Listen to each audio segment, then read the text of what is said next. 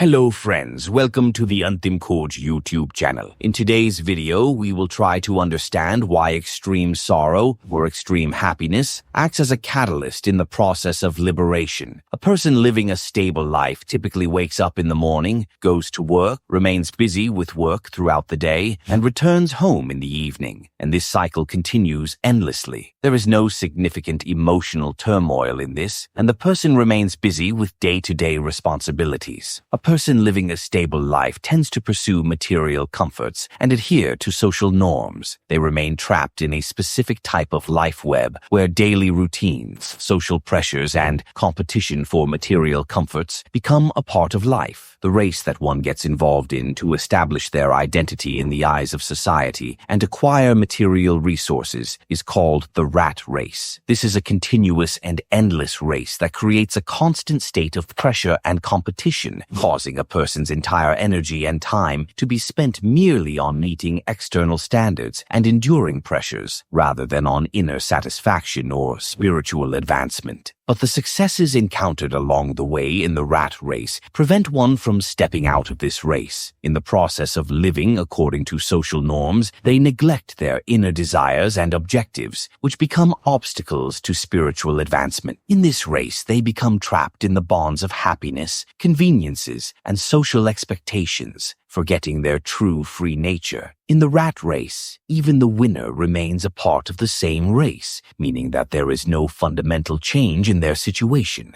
Therefore, true success lies in stepping out of the rat race, not in winning it. However, a person can only break free from the rat race when they plunge into the depths of sorrow or touch the heights of happiness. This leads to self-realization. Such opportunities that lead to liberation come rarely in life, so they should not be wasted. The root cause of suffering is ignoring the truth. We mistakenly identify the body and mind as our true selves, which results in suffering when they experience pain. Suffering arises from our attachment to impermanent things and our resistance to change. Gautam Buddha considered suffering to be a noble truth, as it is a part of our existence. Excessive suffering creates significant emotional turmoil in our minds, leading us to begin shedding the layers of ego and attachment. We start to understand the impermanence of worldly pleasures and the futility of the efforts made to attain them. Excessive suffering forces us to take a break from the hustle and bustle of the external world.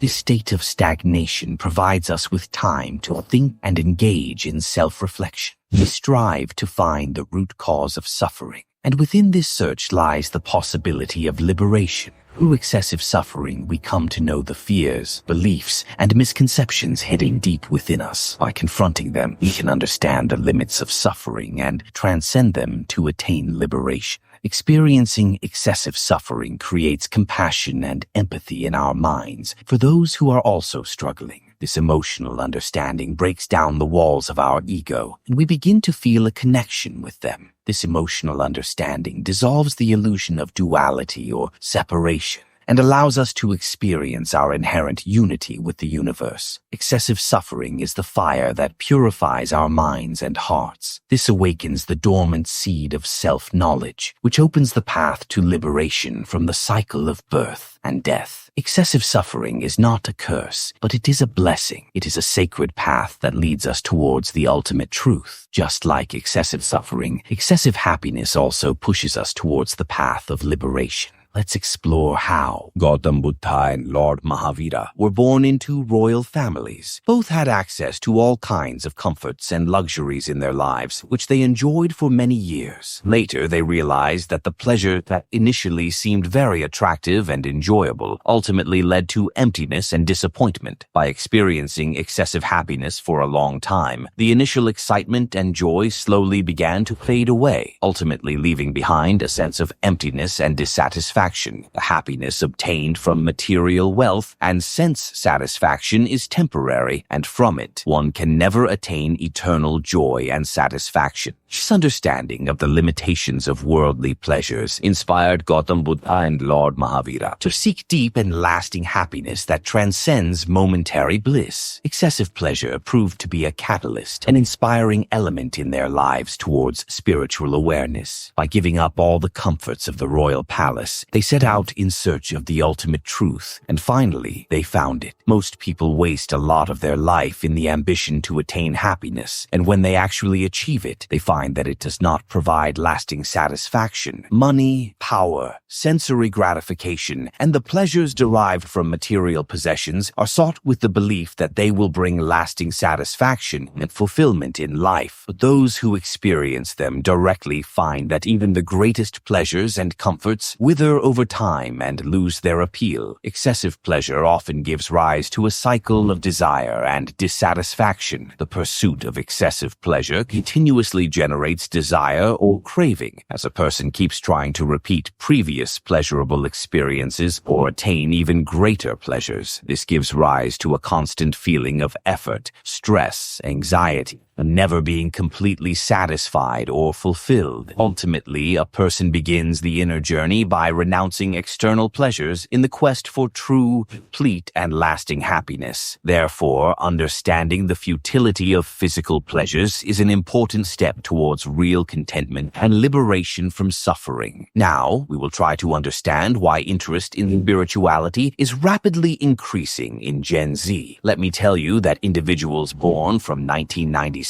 to 2012 are referred to as Generation Z or Gen Z. This is the youth generation today that has grown up in a digital world with access to the internet and portable digital technology like smartphones and laptops since childhood. Due to the fast-paced lifestyle, Gen Z gains more experience in a shorter amount of time. Most of Gen Z's experiences are like a roller coaster ride where they encounter extreme pleasures on one side, such as clubbing, music concerts, celebrations, movies, gaming, travel adventures, shopping, positive feedback on social media, romantic relationships, and professional and personal achievements. And on the other side, they face extreme sufferings like social isolation, negative feedback on social media, academic and professional failures, economic hardships, financial instability, breakups and relationship issues, mental health issues, and existential crises, all at a rapid pace and in a short span of time. While the older generation slowly understood the experiences of life, Gen Z experiences all extremes of joy and sorrow in a very short time. The constant changes and often superficial experiences of external stimuli in life can quickly lead to feelings of emptiness, meaninglessness, and dissatisfaction. This, in turn, drives individuals to seek a permanent meaning and purpose in life, often turning them towards spirituality in their youth. Due to access to the internet and social media, Gen Z has information from around the world available to them, which means they cannot be confined to social norms and traditions like the older generation. They want to see the truth as it is, moving away from old beliefs and ideas. Their nature is rebellious, whether it is social rebellion or internal rebellion. After living in a materialistic and socially driven society, they come to understand its emptiness and become disappointed. This disappointment gives rise to an internal rebellion within them, compelling them to question their existence. This despair inspires them to surrender themselves to spirituality. According to Advaita Vedanta, happiness and sorrow are merely fluctuations of the mind. In other words, they are just mental states that have no permanent existence. Just as waves rise and fall on the surface of the ocean, stability and peace remain in the depths of the ocean.